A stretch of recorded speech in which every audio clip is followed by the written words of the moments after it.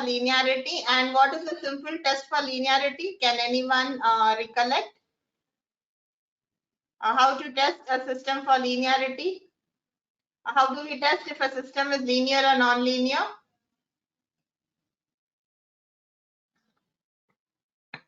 Either unmute and tell yes. The sign test. So the sign test. This is a very nice definition for linearity. You may not find this just in typical textbooks. It's not something we have found out, but it is a valid test. You will find it somewhere later in the chapter on Fourier transforms. So when any textbook discusses on linearity, they will not mention about the sign test. So this becomes very useful. It is applicable even for any system. For any system, however high the order is or however complex the system is, this is a very useful test for even in simulation studies. We can simply give a sine wave and see if the output is a sine wave. The moment the output is a sine wave, then you know the system is linear. You give a sine wave, you don't get a sine wave, you get something else, the system is non-linear. So this becomes a very simple practical test for linearity. Of course, formal definition, you know, the superposition theorem and other examples. So now we will see, we normally in an undergraduate course on signal processing, we will be dealing with, usually we deal with LTI system. And what does it stand for? Linear time invariant. Like linear time invariant system. And what does it mean? If I give an input x of t and if the output is y of t, if I give a times x of t minus, if I give a times x of t minus t naught, output is going to be a times y of t minus t naught. This is one unique property of the LTI system, and because of this property, we can find out lot of other outputs. So we'll take up one simple example, another example with regard to linearity. Gautam, any questions? Yes, Gautam, you have any doubt?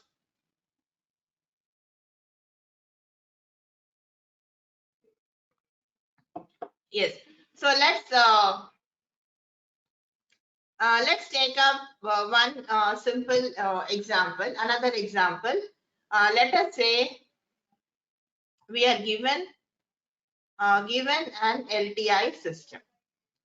We are given an LTI system. Today, the theory, then in the lab, we will do we'll do Python-based lab and maybe a little bit one experiment on multisim. I mean, we'll do one experiment on multisim and also the Python-based lab in the lab session. So now the problem is we are given an LTI system and we are also given an input. We are given that the system is LTI and we are given an input. Let us say the input is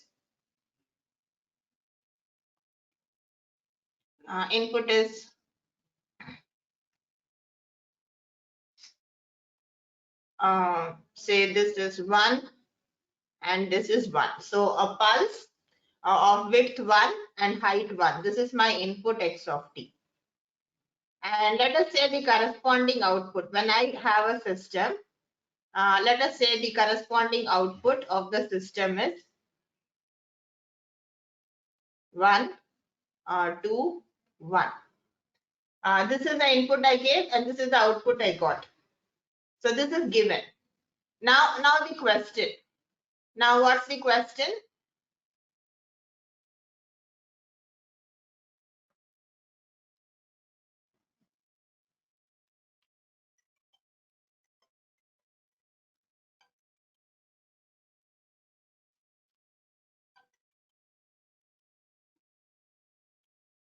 What's the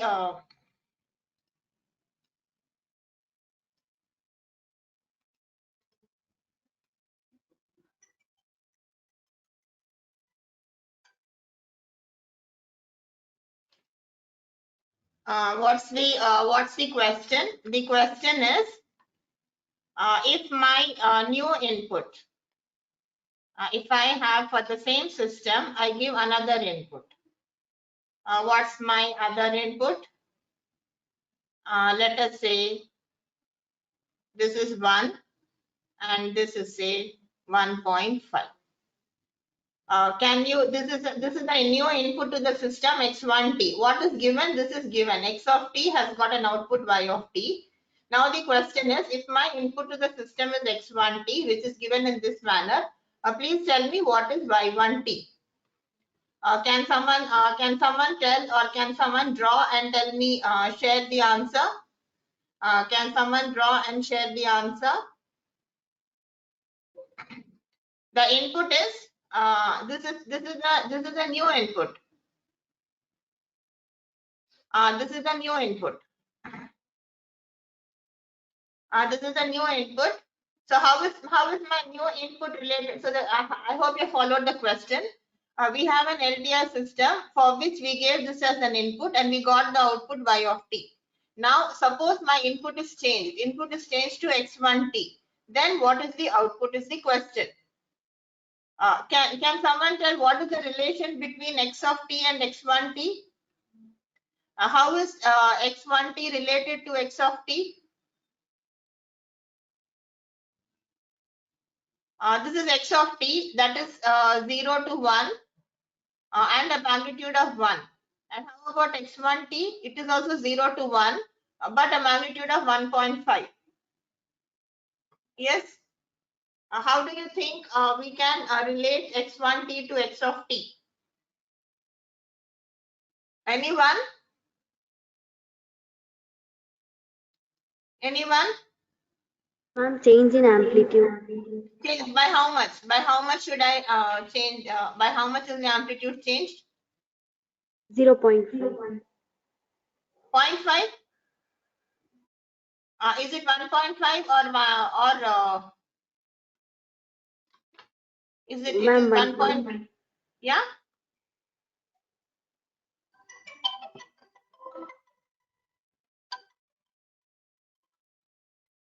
Can I tell this is 1.5 times x of t? Yes, 1.5 times x of t. So this is linear. I multiply. If you recollect the definition of linearity, what did we say? If I multiply it by time by some amplitude, output also gets multiplied by the same number. So because in this new case, my input is 1.5 times the input x of t. How is my output going to be?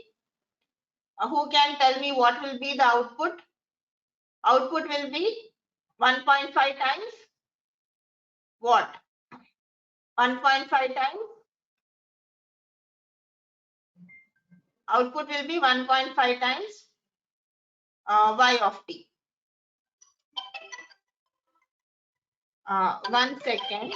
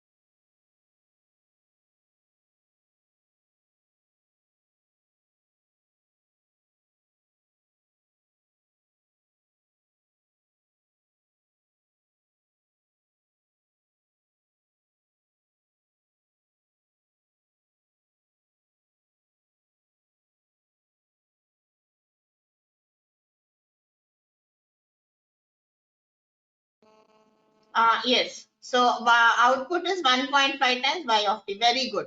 So my earlier, this is my output 1. So now because of my input has got amplified, output will now become, the new output will now be 1.5 times, the magnitude gets changed by 1.5. So this is my output, 1.5 times the output. So because input got multiplied by 1.5, output also gets multiplied by 1.5. So this is how we can calculate the output for this input.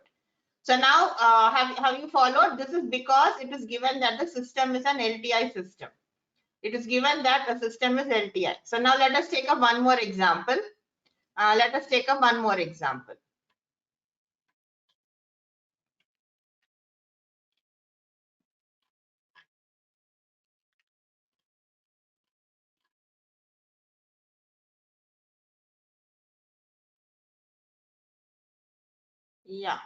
let's take up one more example.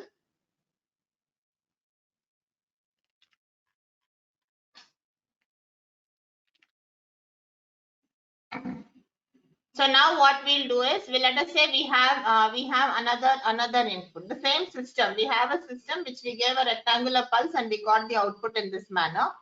And let us say now my new input, another input, let us say x2t. X2t is, let us say, this one. This is 1 to 2. How is my input now? Who can describe x2t? How is x2t related to x1t? How is x2t related to x1t? Yes, how is x2t related to x1t?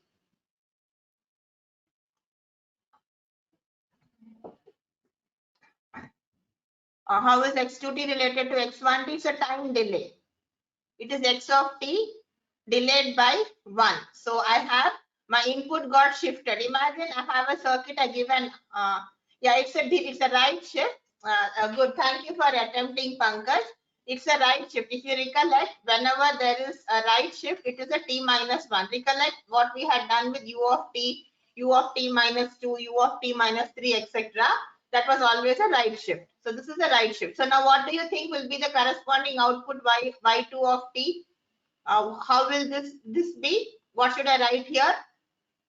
My input got delayed by 1. So what do you think my output will be? What will be my corresponding output? Will also be delayed by 1, t minus 1. So my earlier input, when I gave the output was starting from 0, 0.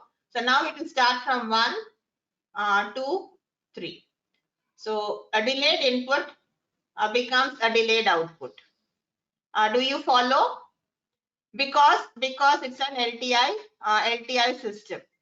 Because it is an LTI system, so when I delay my input, my output it's something like I build a circuit.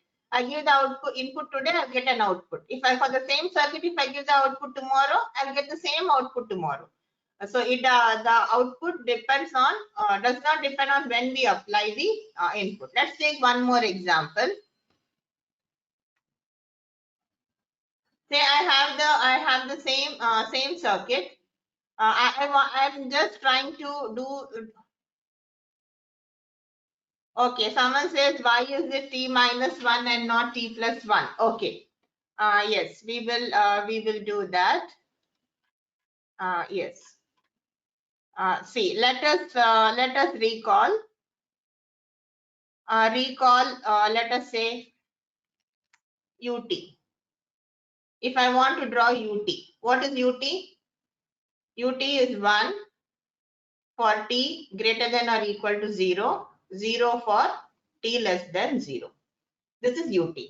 How do I get it? I take the argument. What do we mean by the argument? Whatever is inside the argument t, u of t is 1 for t greater than or equal to 0, 0 otherwise. So when I try to draw this is what I have. This is what I have. This is ut. Now suppose I want to draw u of t minus 2. Say u of t minus 2. What will this be? This is again 1 for t minus 2, the argument. greater than or equal to 0 and 0 otherwise, which now becomes,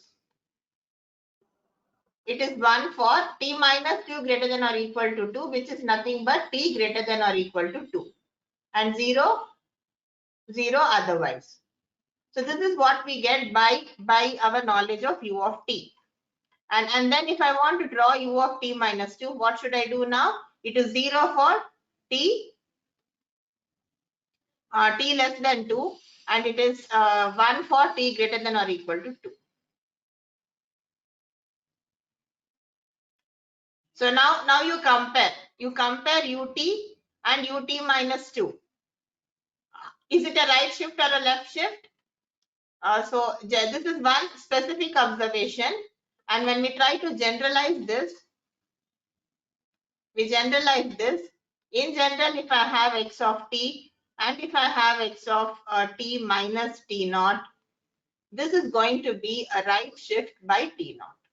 This is going to be a right shift by t naught. This is a simple way of explaining by example, because we know ut very well, and then we are putting this argument and then we are getting it. So u of t minus 2 is a right shift. You take ut, and if suppose on the other hand I want to draw, let us say u of t plus 1, what will this be? This will be a left shift of u of t by how much? By 1. So if I want to draw it, this is what I will get. Left shift by 1. And this is my u of t plus 1. Does that answer the question? Does it explain? Yes. Yeah. Yeah. Good. It's so doesn't matter, because we have any small doubts, we should clarify it, and then only we can proceed. Otherwise, that doubt keeps lingering, and I always like being asked. Yeah. What I'll answer. So now we have seen 2 examples. Now let us say we have another example. Now let us take. We are taking the same system. We have a LTI system with input x of t and output y of t. And let us say we saw x1t, x2t. Now let us say I take another signal x3t. I take another signal x3t. And how is x3t?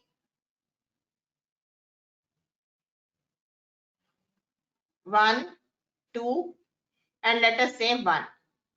Can someone tell me how to get x3t in terms of x of t? Can someone tell me how to get x3t in terms of x of t? Anyone? Can someone tell how to get? Because when I know the linear relation, because if I know the linear relation between the input, then I'll apply the same linear relation to the output, and I can get the output of the system. Please tell me how is x3t related to x of t? I will give a small hint here. Let us say I want to write it as x of t plus some t. What should I write? I've given half the answer. I want you to complete the answer. X3 of t is x of t. Yes. Yes. No, yes. Pankaj, you are right in your answer, but we are looking at a linear relation. A linear relation. Yes, I want it in this manner only. X of t plus something, because that is a linear relation. X of t plus something. Yeah.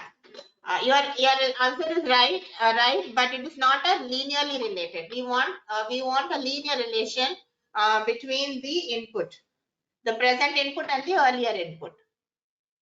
Please tell me what should I write? Okay, I will give even further. I will give a hint. X of t minus 1, or should I put x? Is this right, or should I put x of t plus 1?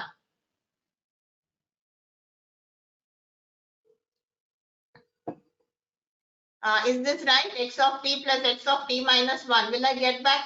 Will I get the signal?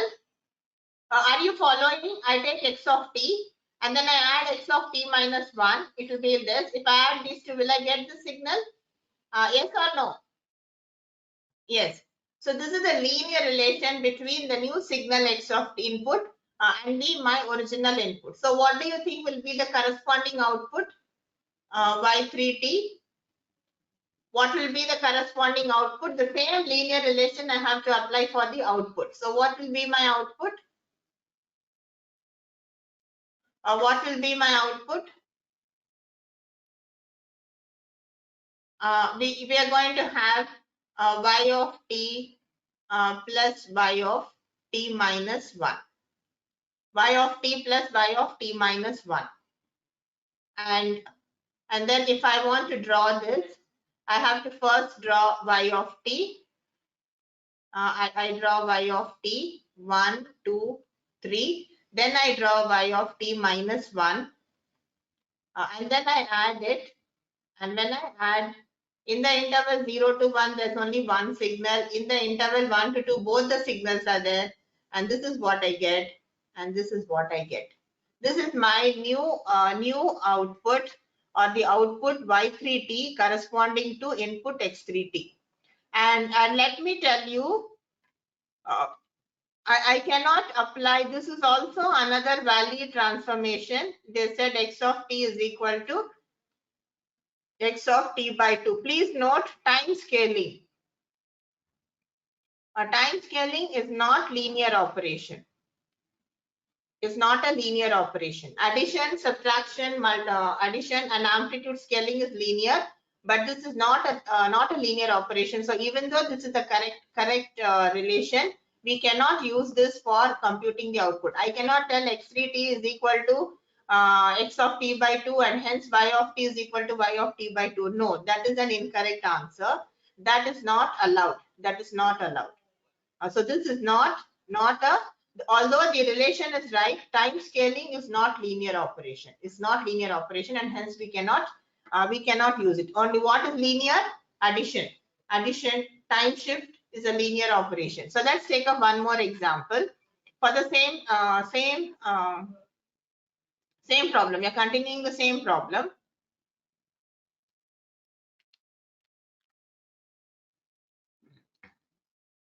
So let us say this is the signal x of t. Same signals. We took the same example. Remember, we are doing the same problem, but different inputs. So once again, I'm considering the same input. And this rectangular pulse is something you can just give, switch on, give the input and switch off, and then record the output. Now let us say I get my new output. New input is say x4t. This is my new input x4t.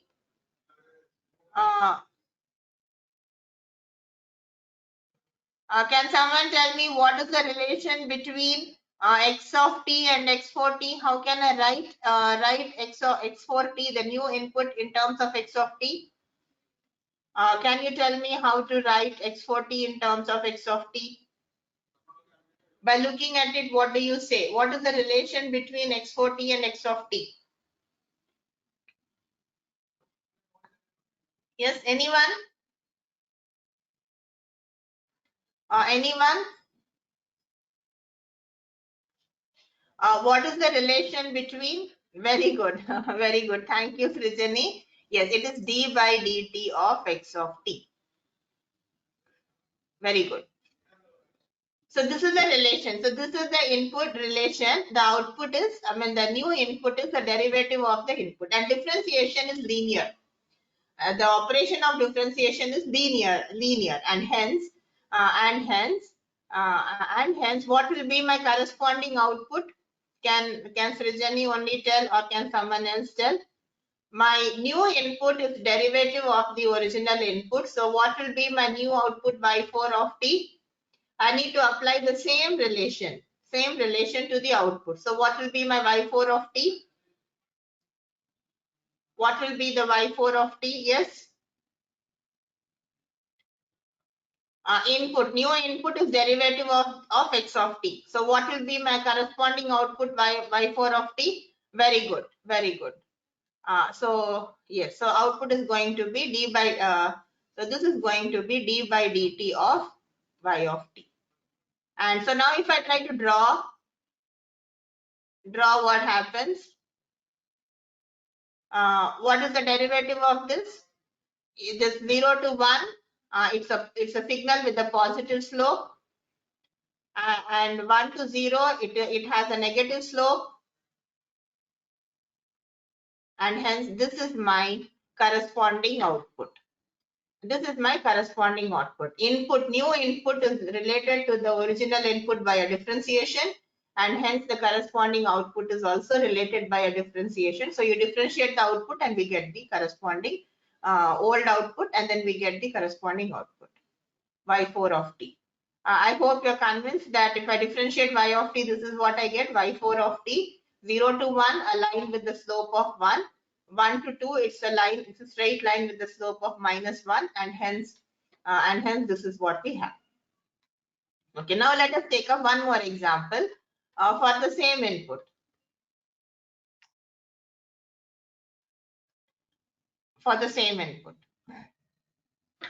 Let us say now I changed my input. I did x4. Now let us say I take x5 of t. I take x5 of t, and what is x5 of t? Let us say 0, 1, 1. Now can someone tell me what is the relation between x5 of t and x of t? Because only if I know this relation, I can guess the output for the new input. What is the relation between x5 of t and x of t?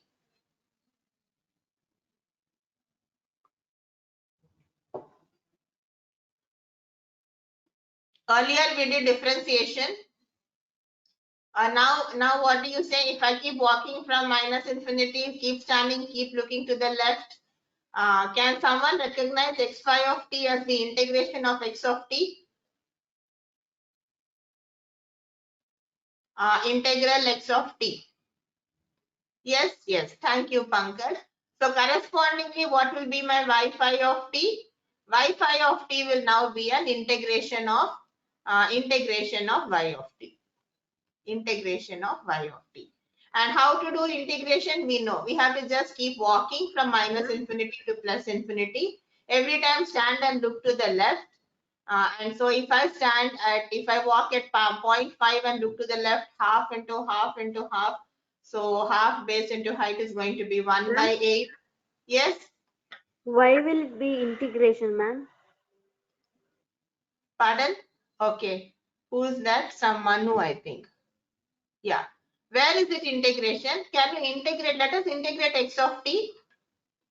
Okay.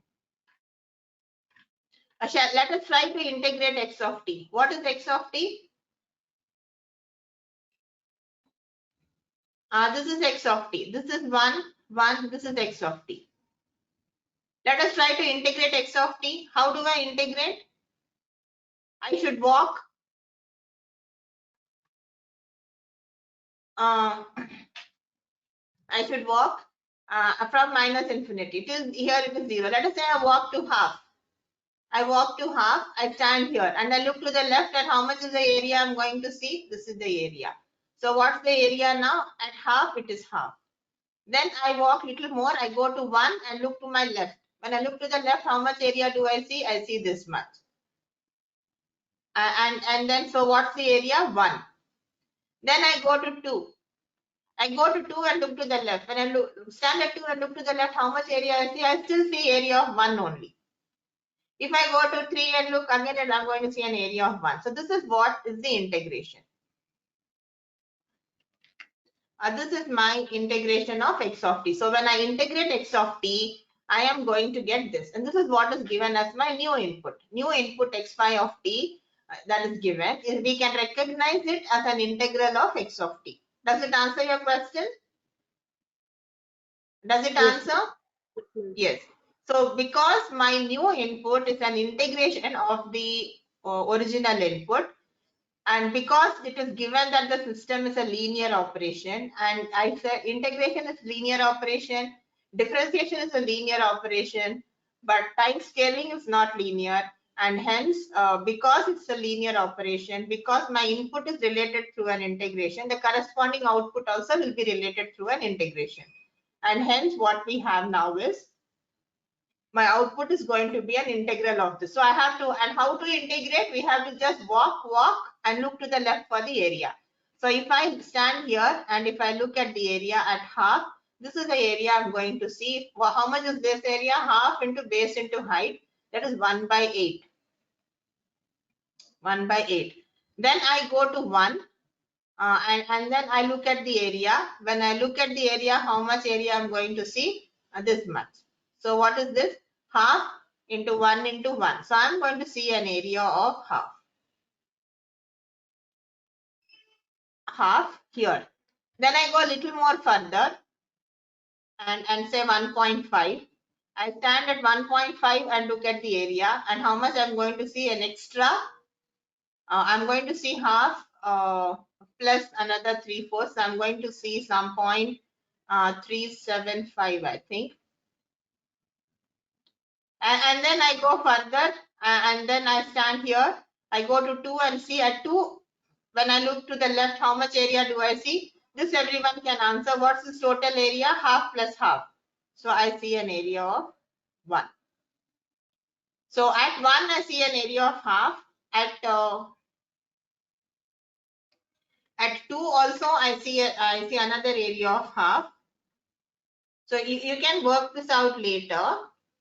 So at 2, again, I see an area of 1. So if I want to draw, this is a curve. This is a linear line. When I integrate a linear line, I get a quadratic term. And this is what I get. And then when I walk further and look to the left, I'm always going to see an area of 1. And this is how we get the area. Did you follow this way of integration by walking, looking to the left and seeing the area? So this is what we are able to get the result. See, this is a very simple way of getting the result for any other input. And so I've given x1, x2, x3, x4, x5. Like this, how many more inputs can I keep giving? Can anyone guess? I gave you one input output. And let us say I give one more input. Can I give another input x6 of t? Can I give one more input x6 of t for the same input output? And x square of t, it's Pankaj, you have to check that. It is not exactly squaring. You have to integrate it. Yes. Yes. How many more inputs? Yes. Yes. You have to integrate it and evaluate the integral at each integration. Also, you'll have two different equations, and then you want to do it, you can try it by mathematical expression. So now let us say I have another signal. I have the same input x of t, and let us say I take another signal. Let us say x6 of t. What is x6 of t? Let us say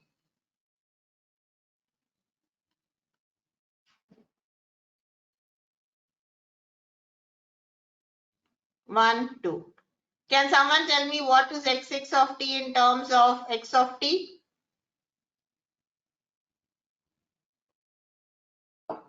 What is x6 of t in terms of x of t? Yes.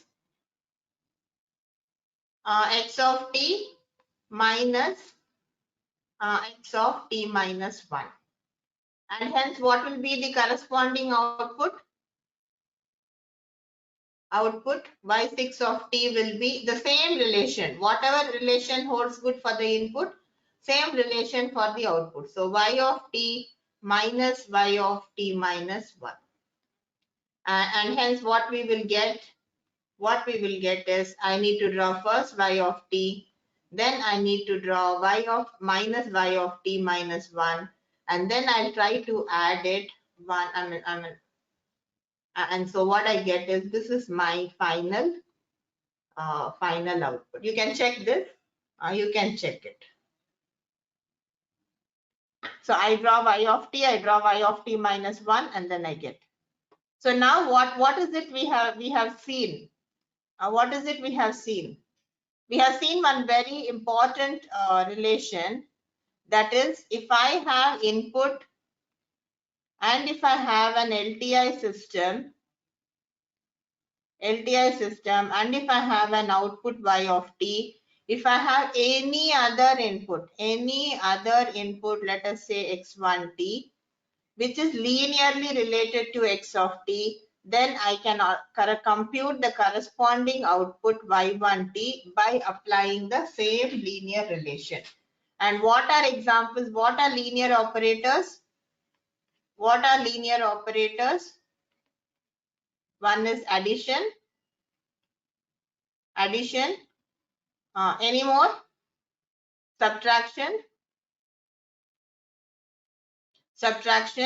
differentiation, integration. Then of course amplitude scaling, integration, and differentiation. These are linear operations. So I can in principle have the output for any other input. I can compute the output for any other input, and this is what is the LTI system. This is the meaning of an LTI system. So if I know the relation between input, the new input and the original input, I can compute the output for any other relation. And this same concept, instead of doing this linear operations and all, it is given by what is known as the convolution. Convolution is the same property given in a different manner. What it says is, if I have an LTI system, if I have the input as delta t, and if the output is the impulse response h of t, then if I have any other input x of t for the same input, what is my corresponding output y of t? And y of t is given by the convolution of the x of t with h of t. And what is convolution? The convolution integral, you can refer to a book, or if you want me to put it, I'll put it here. It is integral minus infinity to infinity x of tau h of t minus tau d tau. So don't worry about this. Some of you may be capable of evaluating, and some might have already, you might have definitely studied the operation of convolution in mathematics. And what it says is, if we have an LTI system, if I give an unit impulse as the input, and if that input gives me y h of t, then if I give any other input x of t, the output I can compute by this expression. So this is another way that you find in textbooks how an LTI system is. What example we saw earlier is by applying basic principles. So now what we will do is, so we have seen what is an LTI system. We saw what is LTI system. What is an LTI system? I have an input x of t, and let us say I have the system and the LTI system, and I have an output y of t. Now I'll ask you a question. Is this an LTI system? If I have a circuit which has a resistor, inductor, and a capacitor, is this an example of a linear system? Is it an example of an LTI system? RLC. Is this an example of an LTI system? Is this an example of an LTI system?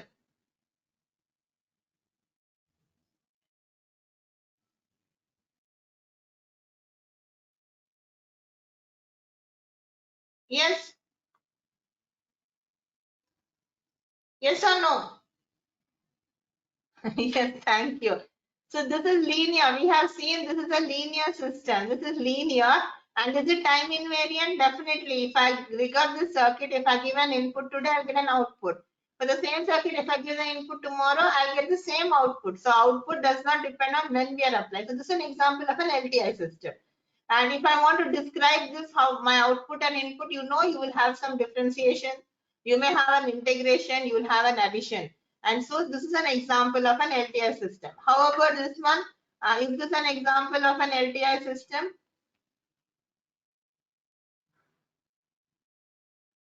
Is this an example of an LTI system? If this diode and a resistor, is this an example of a linear system? Yes, no. Thank you, Muralidhara. Yes. So this, so we are speaking of linear time invariant systems or any linear system. We know the system will be time invariant. So practical examples of linear time invariant. So now let us see what are the different methods of representing an LTI system. So we are going to see the methods of representing LTI systems. What are the different methods of representing an LTI system? One method is by what we call the impulse response. Impulse response H of t. The impulse response is one method of representing the LTI system. Can you guess any other method? You just guess. Yes, because we have all studied LTI systems. I'm sure in your first year or second year of engineering, you must have come across. You might have done basic electronics. You must have done linear circuit analysis. Some of you who have completed the second year. What do you think are the different methods of representing an LTI system? One is impulse response, is H of t. Then any other guesses? Any other guess?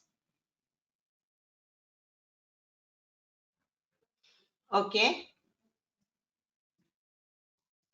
Have you heard of differential equation? Differential equation is another method of representing the LTI system. So when I have a differential equation, I can represent the system. Impulse response is one method. Any other examples? Any other guesses? Any other guess? Differential equation. Any other? The transfer function H of S. The Laplace transform or the transfer function H of S is another method of representing the LTI system. Any more guesses? Now that I'm giving, you may be able to guess any other. Do you think any other method? Any other method? One is impulse response, one is differential equation, one is transfer function H of Z. Any other? Have you heard this term? Have you heard the pole zero plot? Has anyone heard this term, pole zero plot? Has anyone heard of this?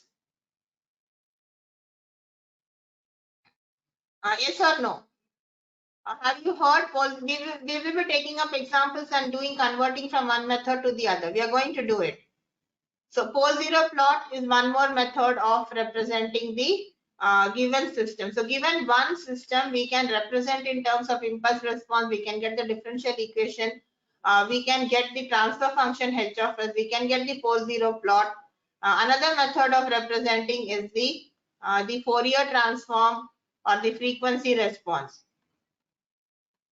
The frequency response of the system. The frequency response of the system. Next is the block diagram representation. The block diagram representation or the hardware implementation. So these are the 6 different methods of representing an LTI system. We have seen what is an LTI system. We know how to test a given system for linearity and how to get it. And yes, so we will see some of them now. And we will see the few more in the next class. So now let's take an example. Let us take an example. Let us take an example.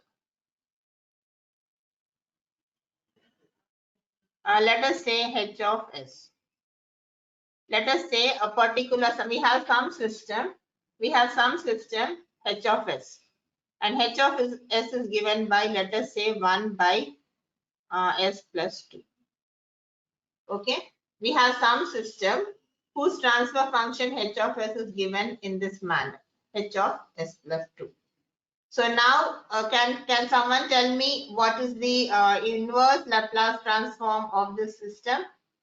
What is the inverse Laplace transform of 1 by s plus 2? We had the answer in the last class. What is the inverse Laplace transform of 1 by s plus 2?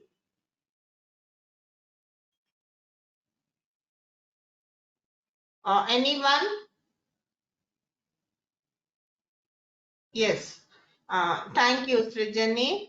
So, e to the power of minus 2t ut. Okay, so this is something, and my reason I'm not telling what is Laplace transform, how to do the Laplace transform, the reason is I assume you have done it in your first year. If you have not done it, you may be doing it in the next semester. You read Laplace transforms in mathematics. You also read about Laplace transforms in the course on signals and systems. So now this is what we have. This is what we have. So if I look at h of s, if I if I, what is pole zero plot? It has a numerator and a denominator. Okay, it has, I can write the transfer function as a numerator and a denominator. If I equate the numerator to 0, numerator in this case there is no s term, so there is nothing, nothing on the nothing, so there are no poles and zeros.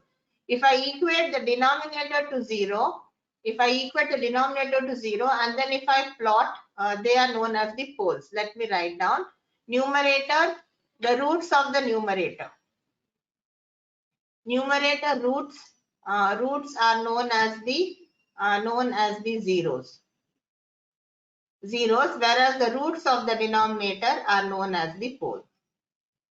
What happens in a normal engineering curriculum, you will be doing pole zero plot in the course on control system. So don't worry about that. So now we are having the transfer function h of s. If I want to do the pole zero plot, what do I get now? What do I get? Where is my pole located? This is my s plane. S plane. Let us say I call this as the S plane. S equal to minus 2. So S equal to minus 2, I have a pole and you did not have any zero. This is my pole zero plot. And now if I try to plot the impulse response h of t, if I plot the impulse response h of t, how will I get it? The impulse response, if I plot h of t, this is what I have, e power minus 2t ut, and this is what I have, t equal to 0, you put it, and then you take it down, and this is what we have, the impulse response. So now if I find the area of this impulse response, is this area going to be finite or infinite? Can someone tell me, if I find the area of this impulse response, is the area going to be finite or infinite? Or you want to try it, you can try integrating. Please integrate this and tell me how much is it. Integral 0 to infinity e to the power of minus 2t. Ut is there, of course, dt. Can someone integrate and tell me how much is this value? E power minus 2t. How much is the area of this curve? How much is the area of this curve? Is this area finite or infinite? Is this area finite or infinite? Okay, let's do it. E power minus 2t divided by minus 2. Limits is 0 to infinity. So e power minus infinity, that is 0, minus 1 by 2. So I'm going to get the area as half. So this area, if I try to find out the area of this complete curve that goes up to infinity, what is the area? It is finite. The area is finite. So is the system stable or unstable? So we have a classification. What we have is the system. The system is stable because integral h of t, the area of h of t is finite. The system, look at the pole 0 plot. Where is the pole located? On the left half of the S plane. So now we'll take up one more example. Do the same thing and please tell me if the area finite or infinite. Take up one more example. Let us say h of s. H of s is 1 by s minus 1. H of s is 1 by s minus 1. What is the impulse response in this case? Can someone tell me what is the impulse response in this case? H of t is 1 by s minus 1. H of t is 1 by s minus 1. So what is the impulse response? Yes. So we have it as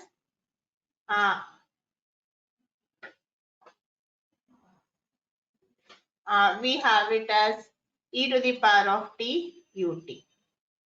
Now let us plot the pole 0 plot. If I try to plot the pole 0 plot, how will it be now? Where should I put it? If I equate the denominator to 0, put this as s plane, s equal to 1. Where is s equal to 1? If this is my real axis and this is my imaginary axis, s equal to 1 is here.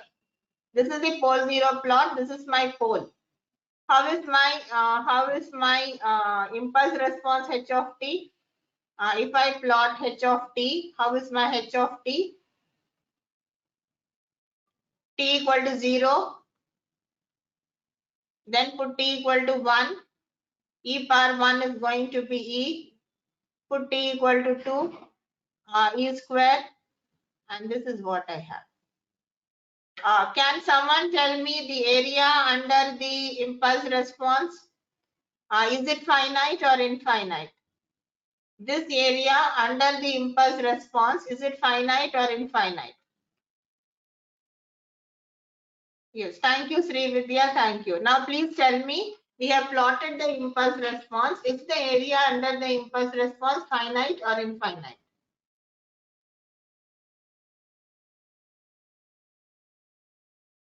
Please try integrating. In case you have any doubt in computing the area, just do this integration. Integral 0 to infinity e power t dt. And what you get? Derivative integral of e power t is e power t. Integral 0 to infinity. Is this area under the impulse response? Is it finite or infinite? Anyone? Is this area of the impulse response, is it finite or infinite?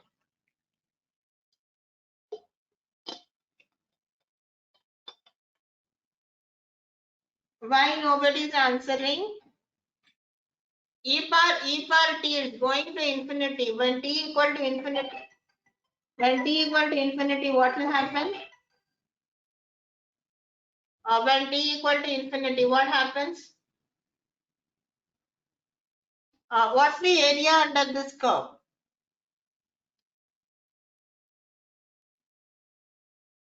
Not getting. If I go to infinity, this is going, this value itself goes to infinity. Is it finite? How can it be finite? It's infinite.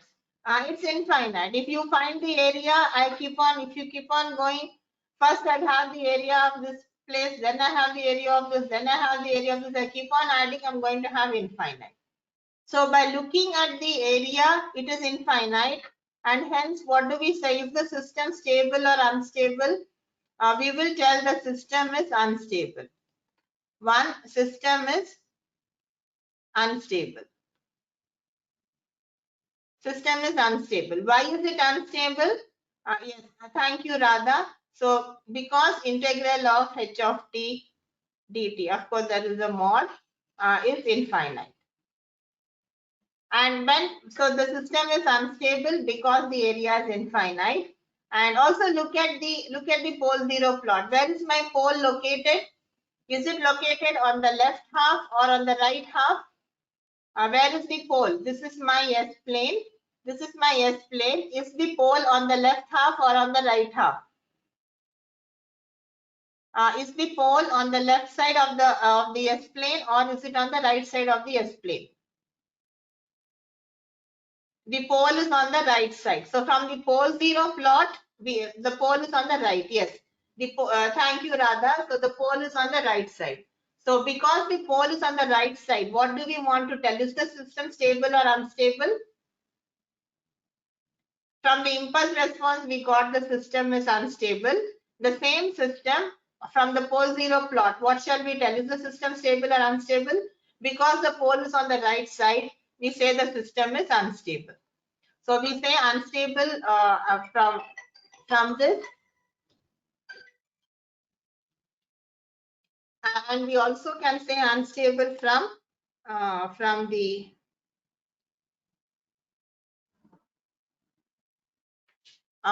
pole 0 plot. From the pole 0 plot. So this is unstable. The system is unstable because the pole is on the right half of the S plane. Right half of the S plane. So whenever I have poles on the right half of the S plane, then what happens? The system is unstable. Then what happens? The impulse response, the area is infinite. If I have poles on the left side of the S plane, then what happens? The system is stable. So we have seen what is. So now I'll give you one more example.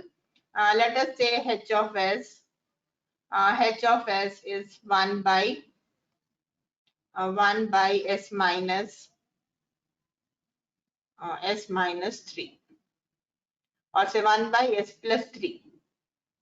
Please tell me what is the impulse response H of t. Please give the pole 0 plot, and please give me the is this stable or unstable. First tell me is this system and how is the impulse response H of t? How is the impulse response H of t? How is the impulse response H of t? Yes, so we have e to the power of minus 3t u of t. So can someone tell me how about if I plot the impulse response, how is it going to be? Is the area under is it increasing or decreasing? T equal to 0, it is 1. T equal to 1, e power minus 3. T equal to 2, e power minus 6. Is this area under this curve, is it finite or infinite? How about the area under the curve? Is the area finite or infinite? Yes, it is finite. So because the area is finite, is the system stable or unstable? Area is finite. Very good.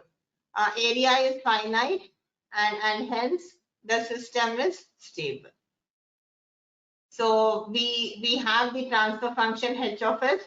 We got the impulse response. By looking at the impulse response, we can tell the system is stable because the area is finite.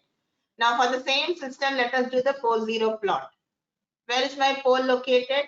S equal to plus 3 or S equal to minus 3? For the same system, if I do the pole 0 plot. If I do the pole 0 plot. Pole 0 plot. This is a real. This is imaginary. This is say S plane. Yes. Where is my pole located at plus 3 or minus 3? S equal to minus 3. S equal to minus 3. So the pole is to the left half or the right half? It is on the left half. So because the pole is on the left half, the system is stable or unstable? Is the system stable or unstable? The system is stable. Why? Because we have pole on the left half of the S plane. On the left half of the S plane. Left half of the S plane. Okay. So this is we just saw representing in terms of impulse response and the pole 0 plot. So from impulse response and pole 0 plot, what we are able to do is we are able to classify the system as stable or unstable. And we'll get, for the given system, we'll get the same answer, whether we use the impulse response h of t or whether we use the pole zero plot. It will not happen that from impulse response you get stable and from pole zero plot you get unstable. That will never happen because the system is same. So given a system h of s, from h of s we can get the impulse response h of t, and we can also get the pole zero plot. And from both, from impulse response and the pole zero plot, we can comment on the stability of the system. We can comment on the stability of the system. So I think we'll take a short break here. We'll meet after the break, and maybe we'll have to do a little bit more of the theory. We will see a little bit theory on how to get from h of s, how to get h of omega, and from h of omega how to classify the system. So from impulse response we classify. Similarly, we'll look at h of omega and we'll classify as low pass or high pass. And then we will do a little bit of 10 minutes of theory, and then we will go to the lab. So maybe 10 minutes of theory we will do. We'll take a short break now. What's the time now? 11:24. So we'll meet at 11:45. We'll meet at 11:45. 10 minutes of theory, and then we will do the lab. Or we continue. Shall we see this also immediately? Then we'll take a break. We'll meet at 11:45. We'll meet at 11:45. We'll see a short example, a little bit of theory, and then we'll go to the lab. So thank you.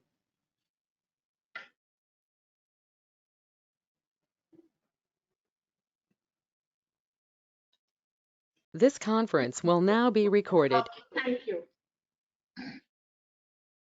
Thank you. So we will see.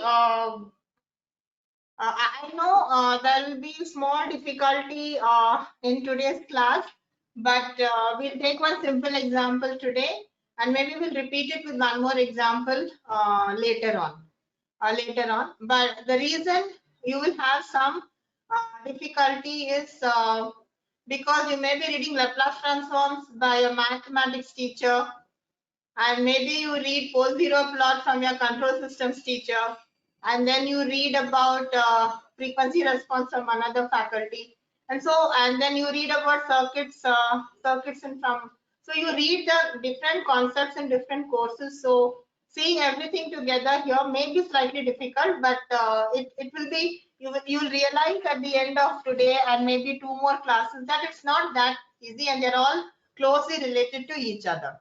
So in case there is some difficulty, please interrupt and then we can repeat. So what we have seen now is we have taken one example of h of s, and then for example, let us say h of s plus a. And for this we said that it has an impulse response given by e power minus 80 ut. And this has a pole located on the left half of the S plane. And we also saw how the pole zero plot is. The pole zero plot, and this was the S plane, and we saw it has a pole at S equal to minus a.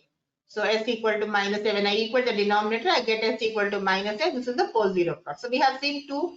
This is if this is the transfer function. So this is the transfer function. From transfer function, we got the impulse response, and from the and we also got the pole zero plot. So there are some more methods of representing the same system, and another important method. And what we were able to conclude from the impulse response and from the pole zero plot, from this we were able to comment on the stability of the system. So stability of the system is one component we are able to comment. So now let us see what is h of omega. H of omega is nothing but the Fourier transform, or we can write this as h of s by replacing by s by j omega. So if you replace s by j omega, j we know as complex, and complex doesn't exist. So it's very confusing probably. J doesn't exist, and then why are you putting J? You may ask it, but it is fully mathematical. It is fully mathematical. It's only for mathematical understanding, and we will realize it why. So I replace S by J omega, and then I get what is H of omega. H of omega is nothing but the Fourier transform of the impulse response H of t, or it from H of omega we can also get the frequency response of the system. So now if I want to get H of omega, what is my H of S? H of S is 1 by S plus A. And so what is my H of omega? H of omega is now going to be 1 by J omega plus A. And it is complex. So now I'm sure you will all remember that this I can write it as this is a polar form. What is the magnitude of the polar number, complex number? A square plus omega square. This is my H of omega. And what is the phase angle?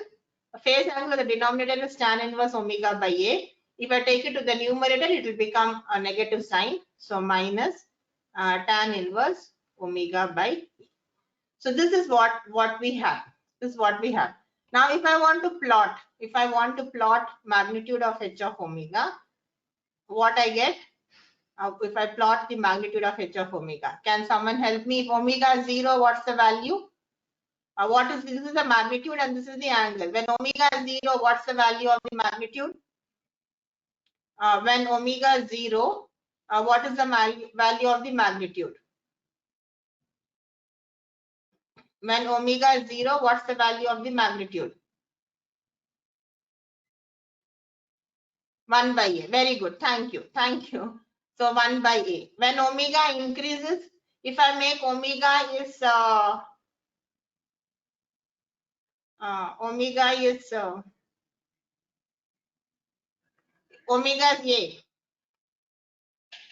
If omega is A, what's the magnitude?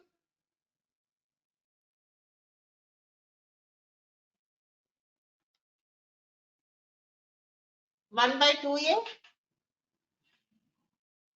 Is it 1 by 2A or 1 by root 2A?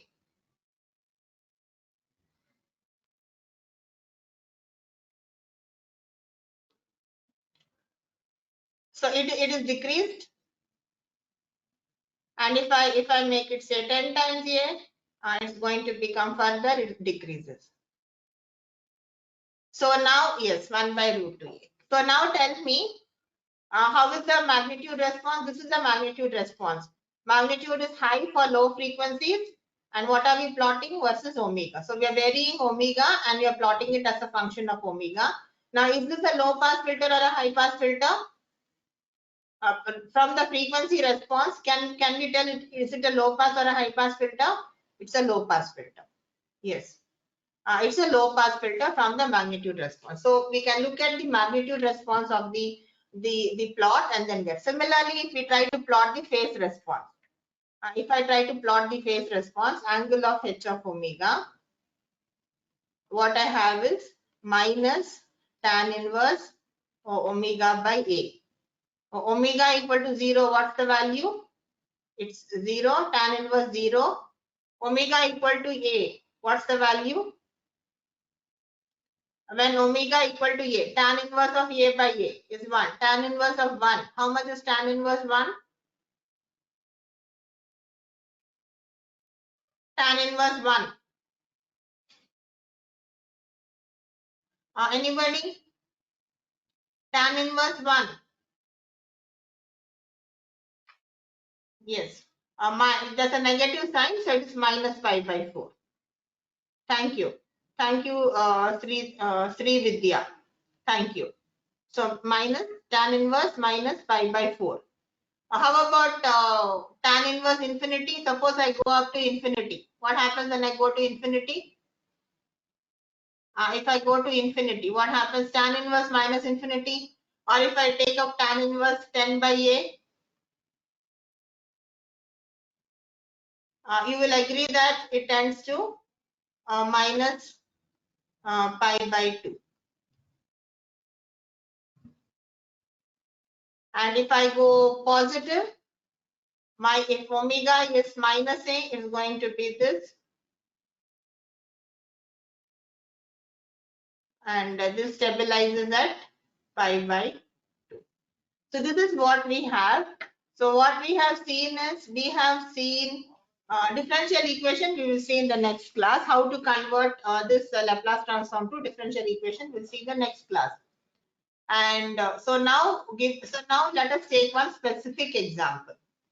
A specific example. Let us say h of s. H of s is let us say 1 by s plus 2. H of s is 1 by s plus 2. So then what is the impulse response h of t?